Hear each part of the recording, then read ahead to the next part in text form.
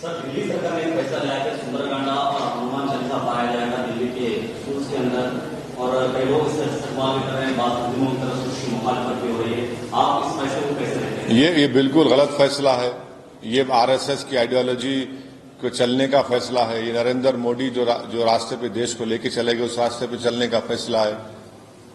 आप बताइए, कोई ये दिल्ली का चीफ मिनिस्टर, वजीर आला, मुख्यमंत्री, उनकी कैबिनेट ये फैसला लेती है। कोई कहता है कि सरयू नदी के पास जमा हो जाओ, कोई कहता है कि हमारे सदर जमहूरिया या राष्ट्रपति को नासिक बुलाया जाए। आप ये हरकतें करके आप बीजेपी को रोकेंगे 2024 में, और इल्जाम मुझ पे लगाते हैं।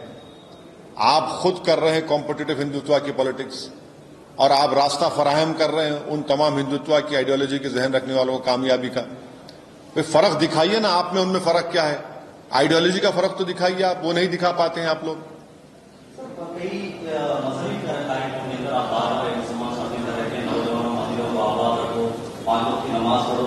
देश के कई राजनीतिक पार्टियां आपको भड़का हुआ के ऊपर गिरफ्तार है, उनके भड़का है। जो फैसला हो चुका है उसको लेकर आप भड़का नहीं। मस्जिद में नमाज पढ़ना भड़काव है? मस्जिद में नमाज कौन पढ़ेंगे आके? मस्जिद में नमाज पढ़ने का हुक्म किसको दिया गया? अल्लाह ने कुरान में मुसलमानों को दिया गया है ना।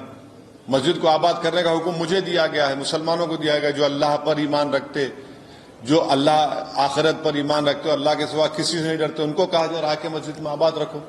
पर मस्जिद में नमाज पढ़ना गलत है क्या? बुरी बात क्या? उसमें क्या कह रहा हूं कि जाके तुम शराब पियो? क्या मैं कह रहा हूं कि तुम ड्रग्स इस्तेमाल करो? क्या मैं कह रहा हूं कि तुम तशद्दुद करो, वायलेंस करो? मैं तो कह रहा हूं कि मस्जिद को आओ, अच्छे इंसान बनोगे, उसमें बुरी बात क्या है? ये तो मेरा फ्रीडम ऑफ रिलीजन है, फंडामेंटल राइट है। और ये बात बिल्कुल सच है कि मुसलमानों ने एक मस्जिद को खोया है, ये सच्चाई पर मुबन्नी है। अगर जीबी पंत जब मुख्यमंत्री वजीर आला थे, अगर वो मूर्तियों को निकाल देते तो क्या आज का दिन देखना पड़ता हमको? क्या 1986 में अगर ताले नहीं खोले जाते, बगैर मुसलमानों सुने, तो क्या आज का दिन देखना पड़ता हमको? अगर सुप्रीम कोर्ट में जाकर ये तमाम बीजेपी, आरएसएस, विश्व हिंदू परिषद जो सुप्रीम कोर्ट को लिख कर दिए थे कि हम मस्जिद को हाथ नहीं लगाएंगे, अगर हाथ नहीं लगाए तो आज दिन देखना पड़ता। अगर मस्जिद शहीद नहीं होती तो क्या आज फैसला क्या आता बताइए? यकीनन सुप्रीम कोर्ट का फैसला, हम उसकी इज्जत करते हैं। और सुप्रीम कोर्ट ने यह भी कहा कि मंदिर तोड़कर मस्जिद नहीं बनाई गई थी। ये बात सच्चाई पर मुबन्नी है। और फिर ये कौन कह रहा है कि दिल्ली की सुनहरी मस्जिद को हटा देंगे, तोड़ देंगे? कौन सा मुख्यमंत्री कह रहा है? महाराष्ट्र का कह रहा है ना कि वो 200 साल की दरगाह को हम हटा देंगे। दिल्ली, महाराष्ट्र का डिप्टी सीएम कह रहा है कि मेरे 6 दिसंबर मेरे लिए बड़ा फखर का दिन था। फखर का दिन था?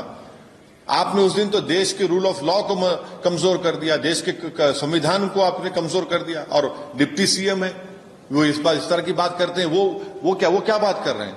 उस पर कोई बोलने वाला नहीं है। ये दिल्ली की सरकार इस तरह का फैसला लेती है कि हम एक समुदाय के रिलीजियस टेक्स्ट को पढ़ाएंगे, स्कूल में पढ़ाएंगे, अस्पतालों में पढ़ाएंगे, इसलिए इससे आप मुकाबला करेंगे बीजेपी का, नरेंद्र मोदी का।